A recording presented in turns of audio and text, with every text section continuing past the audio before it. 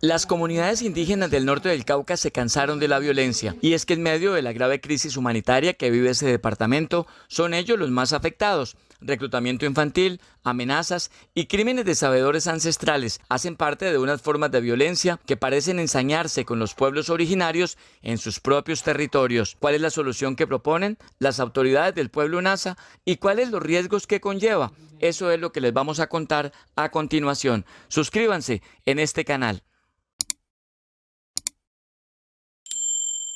Históricamente, la lucha para defender la autonomía territorial que han librado los pueblos indígenas del Cauca es desigual.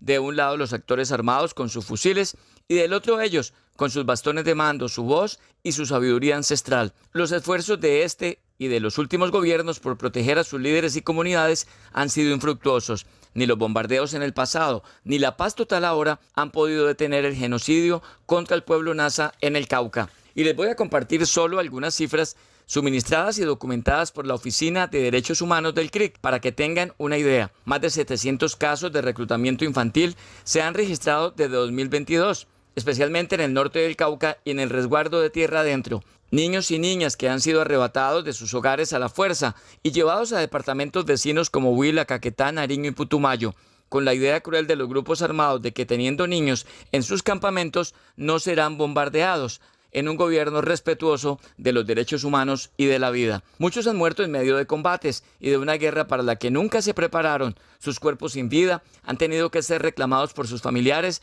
en las morgues de municipios como La Plata, Florencia, Mercaderes, Argelia y Balboa, entre otros. 14 sabedores ancestrales y 46 guardias indígenas han sido asesinados desde la firma del proceso de paz en el departamento del Cauca, golpeando fuertemente el tejido social y el conocimiento ancestral que se transmite de generación en generación en cada comunidad, lo que constituye un grave genocidio contra los pueblos indígenas del Cauca.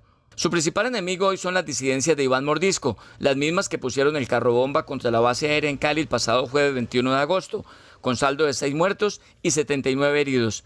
Los crímenes ocurren en su propio territorio, en los resguardos que les pertenecen a los indígenas, y lo que es peor, muchas veces son jóvenes del pueblo Nasa reclutados los que apretan el gatillo por orden de los jefes de la Dagoberto Ramos, la Jaime Martínez o la Carlos Patiño. Nadie ha podido detener este genocidio, ni la fuerza pública, ni las mediaciones, ni los organismos multilaterales, ni la paz total.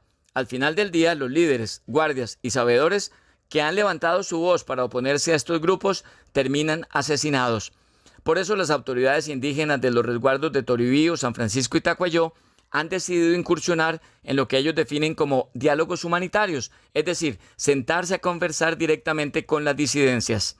El mensaje a todos los actores, tanto políticos de la guerra, es a escuchar la propuesta, porque no hay otro camino si no es el camino de la salida política negociada al conflicto. Sentarse a dialogar con los integrantes de la Dagoberto Ramos que operan en esa zona del Cauca, los mismos que asesinaron a la mayora Carmelina Yule y a tantos otros líderes e integrantes de la Guardia Indígena, no será fácil. Es un acto valiente de quienes quieren agotar todas las vías posibles para buscar la paz en su territorio. Es un intento desesperado por salvar vidas, las de los líderes amenazados, las de los niños y niñas reclutados, las de los guardias que por defender su territorio están siendo asesinados. Incluso hay una resolución de las autoridades indígenas del Cauca que facultan a las autoridades indígenas de adelantar diálogos en clave de lo humanitario.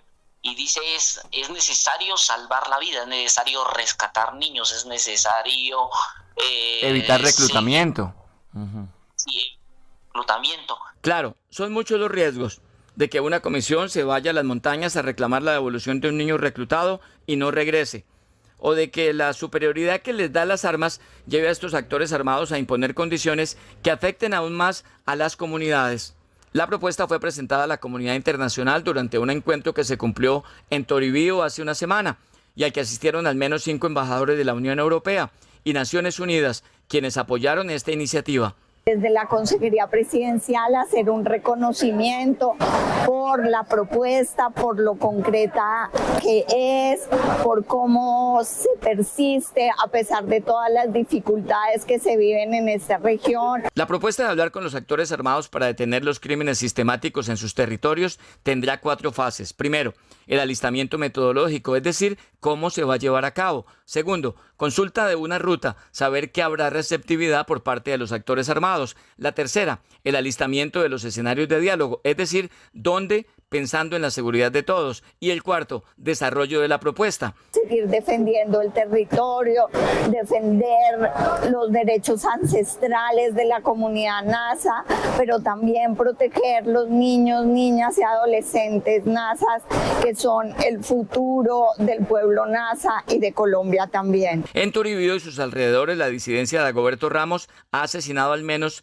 a 6 líderes ancestrales y 8 guardias indígenas, siendo los nombres de Carmelina Yule y Edgar Tumiñá los más representativos. 3 capturados por la Guardia Indígena por el caso de la mayora Carmelina Yule están a punto de recibir un castigo o remedio ancestral por tratarse de un hecho ocurrido en su territorio, porque la víctima pertenece a la comunidad indígena y lo más doloroso, porque los autores también pertenecían al mismo pueblo nasa, pero esperan respuesta de la Fiscalía. Por 90 casos emblemáticos que todavía siguen en etapa investigativa, no tienen capturados y menos condenas. Un ejemplo que nos permite deducir que en muchas ocasiones resulta más eficaz la justicia indígena que la ordinaria. Una vez más el pueblo nasa nos enseña y nos da una lección de valentía con esta iniciativa audaz y disruptiva, que incluso nos recuerda los procesos de resistencia civil que se gestaron hace 24 años en Caldono para defender hasta con sus vidas a sus comunidades de todas las formas de violencia de los actores armados que en aquella época estaban representados en las antiguas FARC y en los paramilitares. Ojalá que esta iniciativa cargada de sabiduría y ancestralidad no sea apagada por el ruido de los fusiles en un territorio que reclama paz para sus comunidades.